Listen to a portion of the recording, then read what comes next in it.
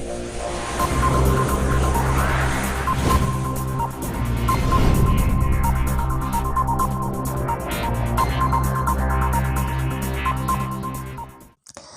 Guys, आपके अपने YouTube channel all in one study 2020 में आप सभी लोगों का स्वागत है। मैं आज आपके सामने क्लास 9 से रिलेटेड कुछ डेफिनेशंस लेकर आई हूँ जो 9th क्लास में फर्स्ट चैप्टर के लिए मोस्ट इम्पोर्टेंट हैं। यह definition competition exam and first to 10th and all class के लिए मोस्ट इम्पोर्टेंट डेफिनेशंस हैं जो मैं आपको बताने जा रही हूँ। फर्स्टली हम पढ़ेंगे प्राकृत संख्या। इसको हम प्राकृतिक संख्या भी कहते हैं और इंग्लिश में इसे नेचुरल नंबर कहते हैं। इसकी डेफिनेशन वह संख्या जो गणना करने या गिनती करने में काम आती है प्राकृत संख्या कहलाती है।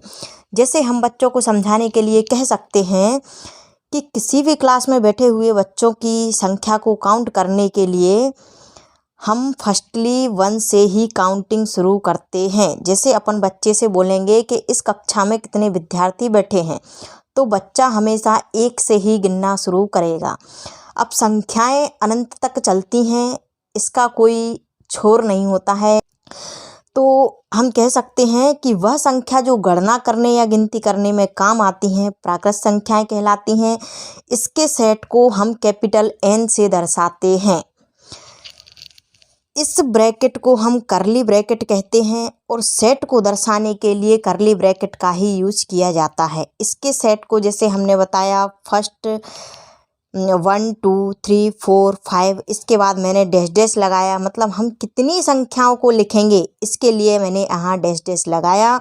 और इसके बाद लास्ट में मैंने लिखा है इन्फिनिटी, जिसे हम हिंदी में कहते हैं अनंत। मतलब हम कह सकते हैं कि प्राकृतिक संख्याएं 1 से लेकर अनंत तक होती हैं जो गणना करने या गिनती करने में काम आती हैं।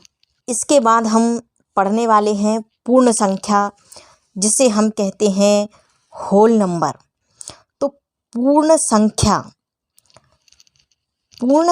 बोलने में ही एक परिभाषा झलक रही है। जैसे हमने बोला पूर्ण संख्या जो अपने आप में पूरी है, तो इसकी परिभाषा के लिए हम बताएंगे कि प्राकृत संख्या में शून्य को शामिल करने पर पूर्ण संख्या बनती है। अर्थात पूर्ण संख्या की परिभाषा को याद करने के लिए हमें पहले प्राकृत संख्या का पता होना बहुत ज़रूरी है। इसलिए मैं आपको क्रम से परिभाषाएं बता रही हूँ।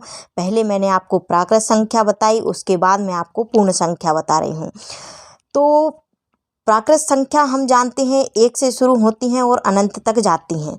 तो इस सेट में जब हम शून्य को भी शामिल कर देते हैं तो वो पूर्ण संख्या का सेट बन जाता है। इससे हम कैपिटल W से प्रदर्शित करते हैं।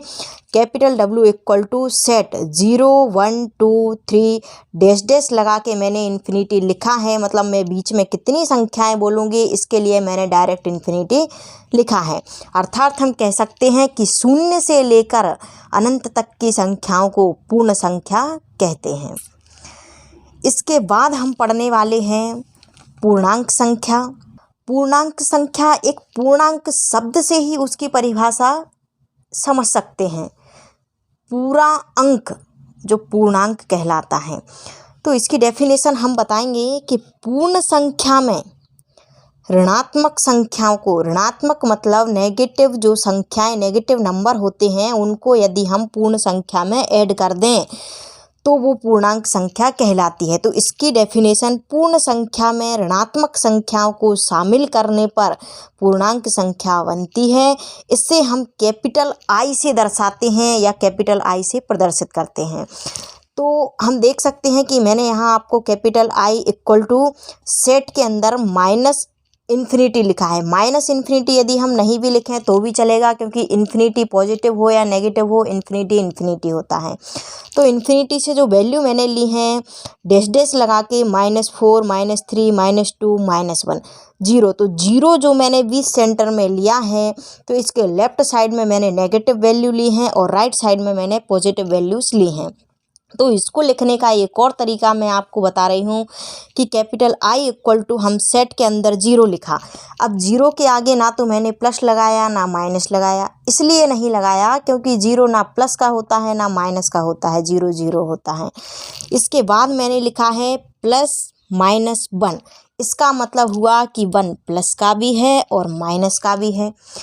यहाँ मैंने देखा प्लस माइनस 2 लिखा, मतलब 2 प्लस का भी है माइनस का भी है। इसी प्रकार +3 -3 कहाँ तक लिखें, तो मैंने डैश डैश लगाकर लास्ट में इन्फिनिटी लिखा है। अर्थात कहने का मतलब यह है कि पूर्णांक संख्या 0 से लेके अनंत तक की सभी नेगेटिव और पॉजिटिव वैल्यूज़ होती हैं। ये 3 डेफिनेशन पढ़ने के बाद अब हम अगली डेफिनेशन पढ़ने के लिए अगली वीडियो लेकर आएंगे। उसके लिए आप वीडियो का वेट करें, और यदि आपने हमारा चैनल सब्सक्राइब नहीं किया है तो सबसे पहले चैनल को सब्सक्राइब करें, वीडियो को शेयर करें, लाइक करें, कमेंट करें। और यदि आपको कोई भी प्रॉब्लम है, कोई भी समस्या है, तो आप कमेंट बॉक्स में लिखकर भेजें। पूरा वीडियो देखने के लिए थैंक्स।